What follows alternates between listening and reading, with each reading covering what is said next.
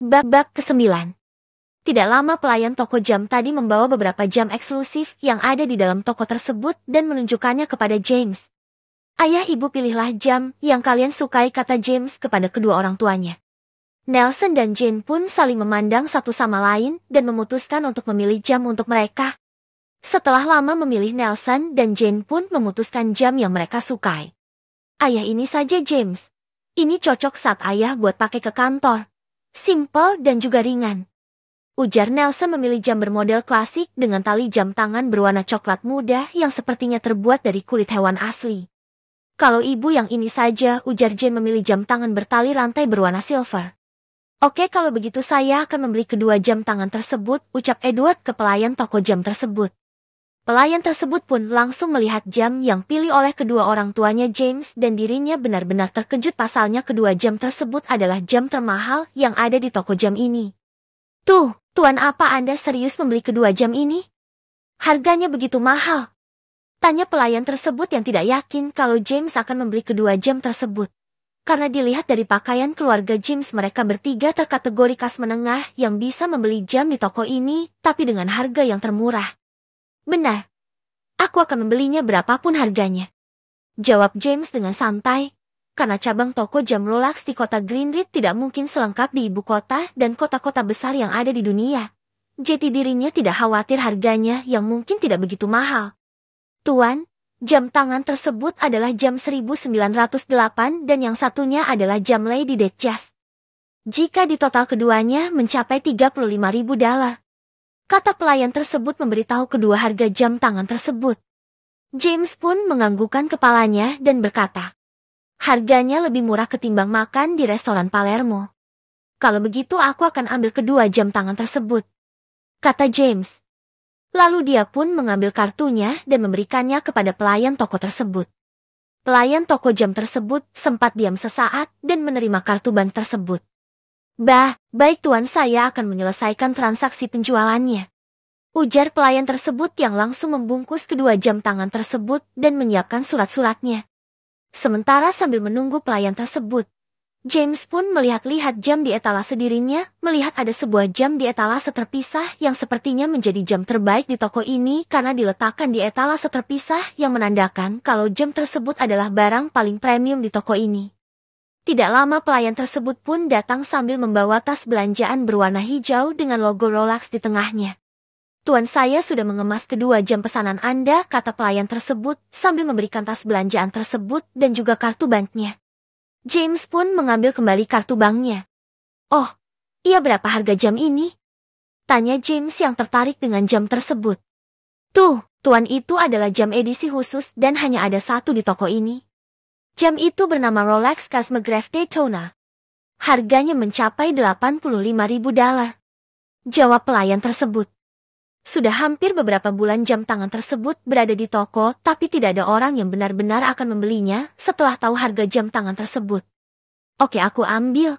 Tidak usah kamu kemas karena aku akan langsung memakainya, kata James yang langsung membelinya tanpa pikir panjang. Tuan, apa Anda serius? Tanya pelayan tersebut.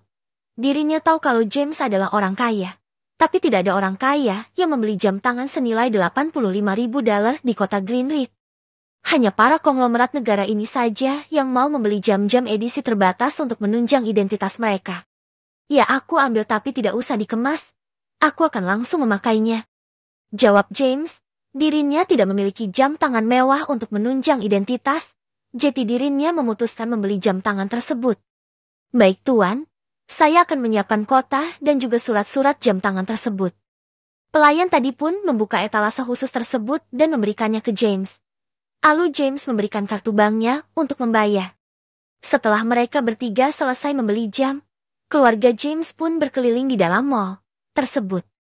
Ada berbagai macam brand pakaian terkenal juga, tapi James tidak berencana membelinya. Karena pakaian yang ia miliki masih bagus-bagus dan juga tidak murahan. Saat menyusuri area dalam mall, Jane melihat adanya klinik pijat dan juga spa. James, ibu mau ke spa dengan ayahmu. Ibu sudah lama tidak pergi ke tempat spa. Karena ada di sini, jadi sekalian saja. Apa kamu ingin ikut? Tanya ibunya kepada James. Tidak, ibu. Biarkan ayah dan ibu saja. James mau jalan-jalan sendiri saja, jawab James. Setelah itu, mereka bertiga pun ke tempat spa tersebut dan James langsung membelikan paket paling lengkap yang ada di tempat spa tersebut untuk kedua orang tuanya. Setelah membayar, dirinya pun berjalan-jalan sendiri di area dalam mall. Ting! Tuan berhasil melakukan misi rahasia dari sistem, yaitu membahagiakan kedua orang tua Tuan. Ting! Selamat, Tuan berhasil mendapatkan hadiah, yaitu kepemilikan Collie Group, karena sudah berhasil melakukan misi rahasia dari sistem. Sekarang sudah kepemilikan saham Collie Group berada di kamar Anda. Tiba-tiba terdengar notifikasi dari sistem yang membuat James bingung dan juga sangat senang. Karena mendapat sebuah perusahaan, tapi dirinya tidak tahu perusahaan apa Collie Group. Sistem apa itu misi rahasia? Tanya James. Ting! Misi rahasia adalah misi yang memang rahasia Tuan dan akan terpicu saat Tuan melakukan salah satu hal kebaikan seperti membahagiakan kedua orang tua Anda. James pun menganggukkan kepalanya. Dirinya tidak menyangka kalau membahagiakan kedua orang tuanya akan mendapatkan hadiah sebuah perusahaan. Dirinya lalu mengambil ponselnya dan mengetik Collie Group di internet. Dan betapa terkejutnya dirinya karena Collie Group adalah salah satu perusahaan yang bergerak di bidang kredit dan juga mengakuisisi beberapa perusahaan di bawahnya. Nilai perusahaan ini mencapai 13 miliar dolar. Sekarang aku sudah menjadi miliarder. Gumam James yang begitu senang.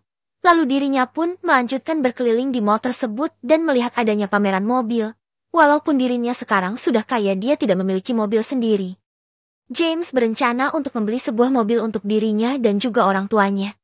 Tapi untuk sekarang dirinya akan membeli mobil satu dulu karena rumahnya tidak muat jika dimasuki dua mobil lebih. Dirinya pun mendekati sebuah mobil Lamborghini Urus yang sangat cocok digunakan untuk dirinya dan juga memiliki kapasitas yang besar berbeda dengan mobil Lamborghini lainnya yang hanya memiliki 2 kursi saja. James melihat ke bagian dalam interior dalam mobil tersebut yang menurutnya sudah cukup mewah dengan adanya 5 kursi di dalamnya yang bisa muat untuk satu keluarga. Bab ke-10. Mobil ini sangat pas jika aku beli sekarang. Berapa ya harga mobil ini? Gumam James yang tertarik dengan mobil tersebut. Tiba-tiba dari arah belakang ada seorang wanita yang memanggilnya. Tuan, ada yang bisa saya bantu? Apa Anda sedang mencari mobil yang sesuai dengan Anda? Tanya suara wanita tersebut yang membuat James menoleh ke belakang. Setelah itu dirinya benar-benar kagum dengan kecantikan wanita yang ada di hadapannya. Iya, aku mau mencari mobil yang sesuai denganku. Aku lihat mobil Lamborghini ini sesuai dengan kriteria yang aku inginkan. Jawab James. Dengan gugup wanita tersebut benar-benar cantik sampai membuat dirinya grogi saat menjawab pertanyaan. Tuan, mobil ini adalah salah satu type mobil SUV dari pabrikan mobil asal Italia Lamborghini. Harganya mencapai 600.000 dolar. Kata wanita tersebut memberitahukan kepada James harga mobil tersebut. James juga terkejut, ia tidak menyangka kalau mobil itu senilai $500 juta lebih. Dirinya pun diam dan mengamati mobil tersebut dan memikirkan akankah dia akan membelinya atau tidak. Oh, iya nona, apa itu Lamborghini Urus? Tanya seorang pria kepada pelayan wanita yang tadi menghampiri James. Benar Tuan, ini adalah Lamborghini Urus dan menjadi satu-satunya di kota Greenridge. Jawab pelayan wanita tadi. Ayah, aku akan membeli mobil ini, apakah boleh? Untuk aku hadiahkan kepada Laura. Kata pria muda tersebut kepada ayahnya. Ternyata dia adalah Kenjo, putranya Tuan Oliver, pengusaha asal kota Heron. Tidak masalah. Berapa harga mobil ini? Tanya Oliver kepada pelayan wanita tersebut. Harganya 600.000 dolar Tuan. Harganya lumayan karena memiliki spesifikasi tertinggi di kelasnya. Jawab wanita tersebut yang mungkin sudah ratusan kali memberitahu harga mobil tersebut tapi tidak ada yang benar-benar serius membelinya. Mendengar harga yang begitu mahal membuat Oliver mengerutkan keningnya. Walaupun dirinya kaya, dia tidak akan asal mengeluarkan uang 600.000 dolar. Kenjo, kamu pilih mobil lain saja yang harganya di bawah 300.000 dolar. Toh Laura belum menjadi istrimu. Ujar Oliver kepada putranya itu, agar memilih mobil lain. Sementara itu, James mendengar nama Laura.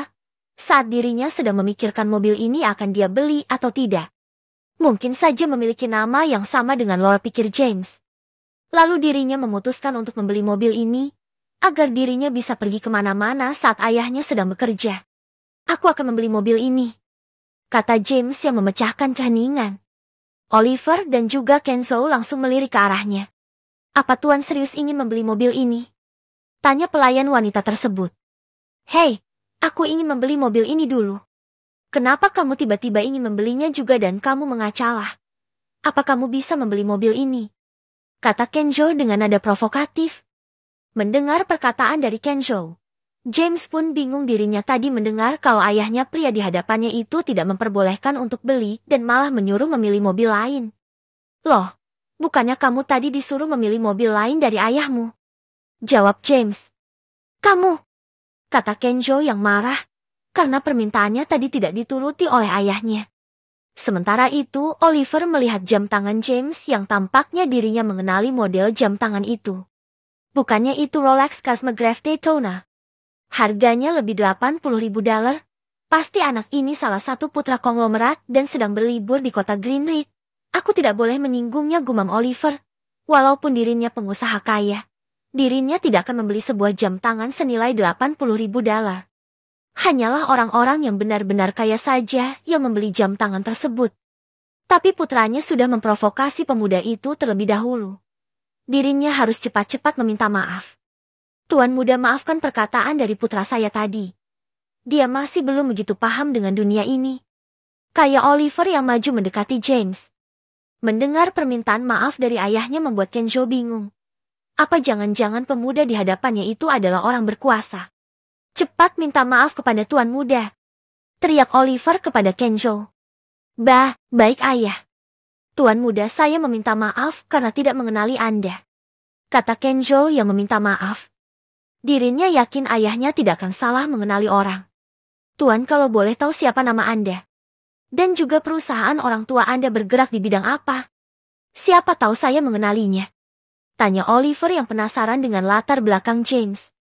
James benar-benar bingung kenapa orang tua dari pria muda itu malah tiba-tiba meminta kepada dan juga menyuruh putranya juga untuk meminta maaf. Apa gara-gara jam tangan yang ia kenakan? Kata orang-orang, jam tangan menunjukkan identitas orang yang memakainya. Semakin mahal jam tangan yang ia pakai akan semakin kaya juga orang itu. Orang tuaku tidak memiliki perusahaan, tapi aku memiliki sebuah perusahaan yang bergerak di bidang keuangan. Jawab James yang memang tidak berbohong. Kedua orang tuanya tidak memiliki perusahaan dan sistem baru saja menghadiahkan sebuah perusahaan kepada dirinya. Oliver menganggukkan kepalanya. Mungkin pemuda di hadapannya itu sudah mendapatkan seluruh warisan dari keluarganya dan sekarang orang tuanya sudah menikmati masa pensiunnya. Kalau boleh tahu apa nama perusahaan Anda, Tuan Muda Edward? Tanya Oliver. Apa Anda tahu perusahaan Carly Group? Aku adalah pemiliknya. Jawab James yang memang dirinya lah pemilik perusahaan tersebut sekarang. Walaupun dirinya kurang begitu tahu tentang perusahaan yang sistem berikan kepadanya. Anda pemilik Carly Group yang berkantor pusat di Jarfields. Dirinya benar-benar terkejut, ternyata pemuda di hadapannya memiliki perusahaan senilai $13 miliar. Benar? Lalu untuk Anda? Bergerak di bidang apa perusahaan Anda? Tanya balik James. Dirinya mencoba untuk menjalin koneksi di kehidupan keduanya ini. Karena itu adalah hal yang paling penting. Oh, maaf Tuan Muda, kata Oliver yang lupa tidak memperkenalkan dirinya. Lalu dia pun merogoh saku celananya dan memberikan kartu nama kepada James. Nama saya adalah Oliver, Tuan Muda, dan putra saya bernama Kenzo, kata Oliver memperkenalkan dirinya dan putranya.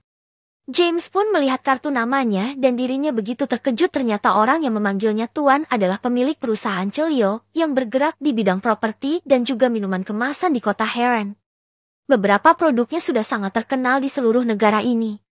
Tuan Oliver, jangan panggil saya dengan sebutan Tuan Muda. Karena usia saya masih muda dan Anda adalah senior saya, kata James yang merasa tidak enak dipanggil Tuan oleh orang seperti Oliver. Saya James saja Tuan Oliver, kata James memperkenalkan namanya. Haha, tidak masalah Tuan Muda James.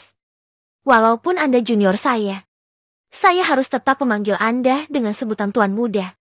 Jawab Oliver yang tetap sopan dengan James.